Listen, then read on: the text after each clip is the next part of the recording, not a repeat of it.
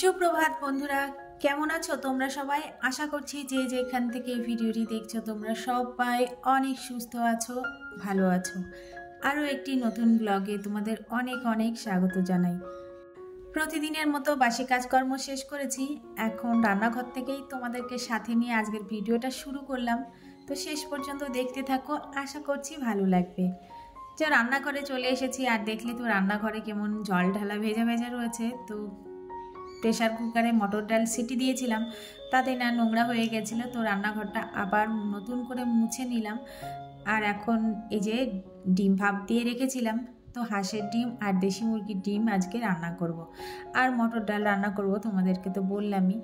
তো এই দেখো আজকে একটু নতুনভাবে রান্না করব। তো বহুদিন আগে মানে নতুন নতুন যখন বিয়ে হয়েছিল তারপরে আমি এইভাবে ডিম রান্না করতাম। তো অনেক দিন হাঁসের ডিম খাওয়া হয় না, তো ভাবলাম আবার সেইভাবে রান্না করে নিই। আসলে হাঁসের ডিমে প্রচুর গন্ধ, তো সেই জন্যই এইভাবে রান্না করা। তো এই দেখলে একটা মিশ্রণ আমি তৈরি করে নিয়েছি। তো ওখানে ছিল বেসন, আটা আর হলুদ আর লবণ। তো মিশিয়ে নিয়ে ডিমগুলোর মুখগুলোকে আমি ভালো করে আটকে দিয়েছি, এখন ভালো করে তেলে ভেজে নিচ্ছি। তো এইভাবে হাঁসের ডিম রান্না করলে হাঁসের ডিমের যে উগ্র গন্ধ সেটা একটু কম লাগে। তো বিয়ের পর আমি তো হাঁসের ডিম খেতাম না বললেই চলে। তো এইভাবে দেখতাম আমার শাশুড়ি মা প্রথম রান্না করতো, সেখান থেকে আমার শেখা, দিয়ে তারপর এইভাবেই রান্না করতাম। তো এখন তো আর অতটাও গন্ধ লাগে না, খেতে খেতে অভ্যাস হয়ে গেছে। তো আজকে ভাবলাম একটু নতুনভাবে রান্না করা যাক। তো তেলের উপর জিরে তেজপাতা দিয়ে দিলাম, আর এখন পেঁয়াজটা দিয়ে ভেজে নিচ্ছি। আর তারপর কিছু মশলা আমি করে রেখেছিলাম, এখানে রয়েছে জিরে, রসুন আর আদা বাটা। তো টমেটোটা আমার কাছে নেই সেজন্য দিলাম না। আর এখন দিয়ে দিলাম হলুদ আর লঙ্কা গুঁড়ো। লঙ্কা বাটতে আর ভালো লাগছিল না, সেই জন্য লঙ্কার গুঁড়োটা দিলাম, আর কয়েকটা কাঁচা লঙ্কা দিয়ে দিলাম। তো একটুক্ষণ কষিয়ে নিলাম, তারপর আগে থেকে ভেজে রাখা আলুগুলো দিয়ে দিলাম। তো এটাও কিছুক্ষণ কষিয়ে নেব, আর তারপর পরিমাণ মতো জল দিয়ে ঢাকা দিয়ে দেবো। প্রতিদিন তো গোটা ডিমই রান্না করি, তো আজকে ভাবলাম কেটে রান্না করি, এতে হাঁসের ডিমের গন্ধটাও কম লাগবে, আবার একটু নতুনত্বও লাগবে।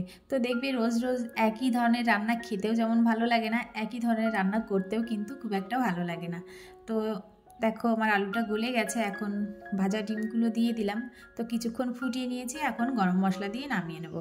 ডিমের তরকারিতে ধনে গুঁড়ো দিলেও ভালো লাগে, কিন্তু আমি ধনে গুঁড়ো খুব একটা পছন্দ করি না, ওই জন্য দেখবে রান্নায় খুবই ধনে গুঁড়ো কম ব্যবহার করি, ব্যবহার করি না বললেই চলে। শুধু খাসির মাংস রান্না হলে তখন একটু আধটু দিয়ে থাকি।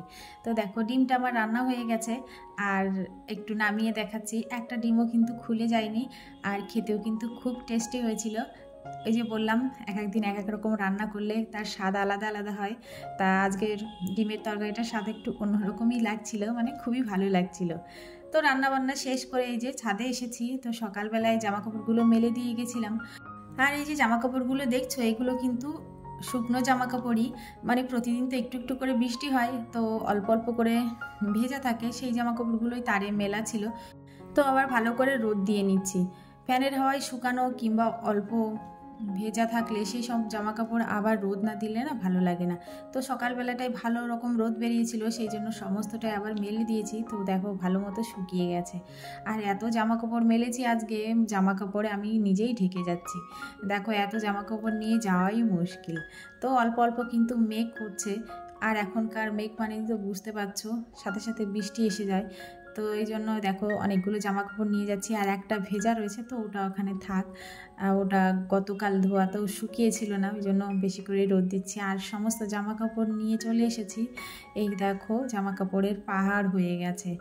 আর সকালবেলায় না কতগুলো বালিশও রোদ দিয়েছি। আর এই দেখো ব্যালকনিতে এসেছি, এসে দেখো কখন এই যে নিম গাছটার মাথা কেটেছে আমি না কিছুই জানি না। এখন ব্যালকনিতে এসেছি, তো ফাঁকা ফাঁকা লাগছে দেখতে, আর রাস্তাটাও এখন কিন্তু পরিষ্কার দেখা যাচ্ছে। এই দেখো গাড়ি চলাচল করছে, সমস্তটাই কিন্তু দেখা যাচ্ছে। আর আগে নিম গাছ ছিল, তো দেখা যাচ্ছিল না ঠিকঠাক। আর এসেছি হঠাৎ করে না, চোখের মধ্যে একটা অন্যরকম লাগছিল। তো দেখো আজকে কি বুদ্ধি অ্যাপ্লাই করেছি, ব্যালকনিতে বসে বালিশগুলো বার করছি।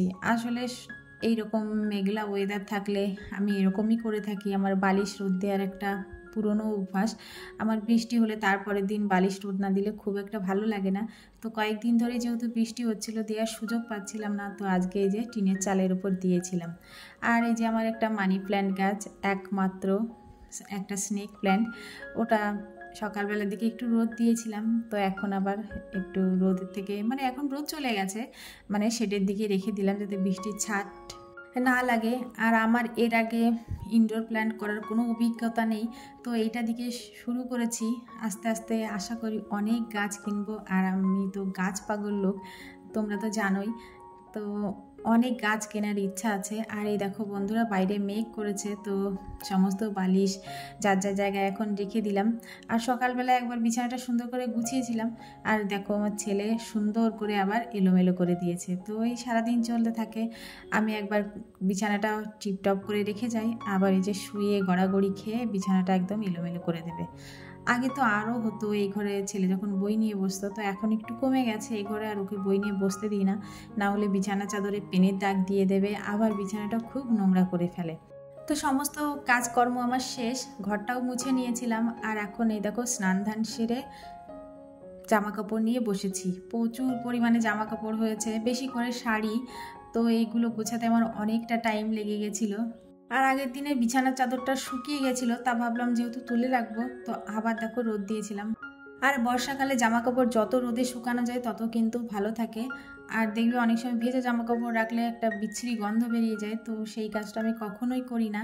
সব সময় জামা কাপড় ভালো করে রোদ দিয়ে তারপরে ভাঁজ করে রেখে দিই, এতে জামা কাপড়গুলো যেমন সুন্দর থাকে, তেমন কিন্তু ঘর দিয়ে গন্ধও বেরোয় না। তো এই দেখো আয়ুষ এখানে বসে পড়েছে ওর স্কুলের কাজ নিয়ে। তো স্কুল থেকে পেনদানি বানাতে দিয়েছে, কাল ওর পরীক্ষা, তো আজ আমরা বানাতে বসেছি। তো ও দেখো জলের বোতল কাটছে, তো ভাবলাম যে আমি কেটে দিই, কিন্তু ওকেই দিলাম, একটু একটু করে শিখুক, কতদিন আর আমি করে দেব। তো এখন নিজের দায়িত্ব নিজেই নেয়। এই যে দেখলে আজকে বোতলটা কেটে নিল, তো এইভাবে না নিজের কাজ নিজে অনেকটাই করা শিখেছে। তাছাড়াও বাজার ঘাটের দায়িত্বও কিন্তু অল্প অল্প করে দিই, তাতেও নিজের ওপর কনফিডেন্স পাবে আর সব জায়গায় না মানিয়ে নিতে পারবে। প্রথমে ভেবেছিলাম যে জলের বোতল কেটে পেনদানি বানাবো, তো একটু আইডিয়াটা একটু পাল্টালাম। আসলে স্কুলে দেখবে এক ধরনের কাজ করতে দিলে সবাই না ইউটিউব দেখে দেখে সেম কাজ করে, আর এতে মার্কসও কিন্তু ভালো পাওয়া যায় না। তো আমরা একটু আলাদা করলাম। আমার বাড়িতে অনেক আসনের চট পড়েছিল, তো সেইটা কেটেই পেনদানিটা বানাচ্ছি। তো এই দেখো পেনদানিটার শেপ করা হয়ে গেছে, তারপরে যে ক্লে দিয়ে চারপাশটা একটু আটকে দিলাম, তাতে না জিনিসটা একটু শক্ত হবে। আর তারপরে আমি যে আগের দিনে নেকলেস বানানোর জন্য ফুল করে রেখেছিলাম, সেই ফুলটাই এইখানে আটকে দেব। তো তাতে না দেখবে সবার থেকে একটা আলাদা জিনিস করা হবে, আর একঘেয়ে জিনিস দেখতে না একদম ভালো লাগে না। তো এই দেখো তোমাদের কাছ থেকে দেখিয়ে দিলাম।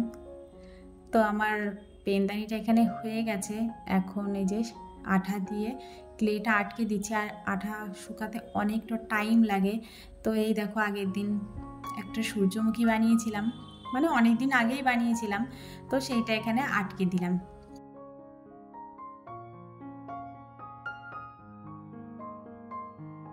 পেনদানিটা বানিয়ে শুকাতে দিয়েছি, আর এখন দেখো ক্রিকেট খেলতে শুরু করেছি। তো বিকালবেলায় ছেলের প্রতিদিনের বায়না ক্রিকেট খেলতে হবে ওর সাথে, তো একটু ক্রিকেট খেলে নিচ্ছিলাম। আর ওর সাথে ক্রিকেট খেলতে খেলতে না আমিও মনে হচ্ছে আস্তে আস্তে ভালো একজন প্লেয়ার হয়ে যাচ্ছি। তো দেখো আমি বল করছি আর ও এখানে বল মারছে।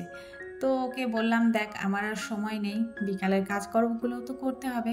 তো আমি উঠোন ঝাড় দিতে লেগেছি, আর ও একা একাই খেলছিল, কিন্তু কিছুক্ষণ খেলার পরে না ওর বলটা টিনের চালে আটকে যায়, দিয়ে ওর খেলাটা বন্ধ হয়ে গেল। আর তার কিছুক্ষণ পরেই কিন্তু ঝমঝমিয়ে বৃষ্টি শুরু হয়ে গিয়েছিল। তো আপাতত খেলাধুলা বন্ধ হয়ে গেল, আর আমার উঠোনটাও ঝাড় দেওয়া হয়ে গেল। আর এই দেখো বাইরে এখন ফিসফিস করে বৃষ্টি হচ্ছে, আর কিছুক্ষণ পরে কিন্তু ভালো রকমের বৃষ্টি হয়েছিল। আর তারপর বন্ধুরা কি বলবো, আমাদের এখানে তো একটু বৃষ্টি হওয়া মাত্রই কারেন্ট চলে যায়। তো সেই যে কারেন্ট গেল, আর রাত 8টার পরে কারেন্ট এসেছিল, তাও আবার বারে বারে চলে যাচ্ছিল। তো আমাদের কাজকর্ম মোটামুটি হয়ে গেছে, তো এখন গুছিয়ে রাখছি।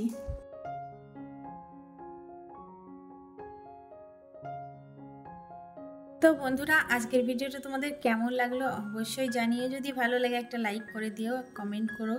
আর নতুন বন্ধুরা চাইলে তোমরা আমার চ্যানেলটি সাবস্ক্রাইব করে আমার বন্ধু হতে পারো।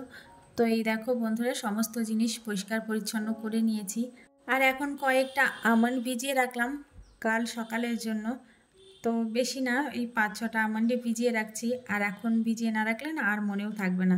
তারপর আবার রান্নাঘরে যাব, তো দেখি রাতের বেলায় কী করি। বেশিরভাগ দিন তো রুটি করি, আজকেও তেমনই ইচ্ছা আছে। সবাই যা খাবে তাই তো করতে হবে। তো দেখো বন্ধুরা, তোমাদের বলেছিলাম যে পেনদানিটা আবার দেখিয়ে দেব। তো এই দেখো পেনদানিটা ফাইনাল লুক। তো আর একবার রং করতে হবে, তো ওটা পরের দিন সকালবেলায় করব। তোমাদেরকে দেখিয়ে দিলাম, কেমন হয়েছে অবশ্যই জানিও। আর এই পেনদানিটার সমস্ত রঙই কিন্তু আয়ুষ করেছে। তো বন্ধুরা, ভিডিওটি আজ এই পর্যন্তই। দেখা হবে আরও একটি নতুন ব্লগে। ততক্ষণের জন্য সবাই সুস্থ থেকো, ভালো থেকো, টাটা।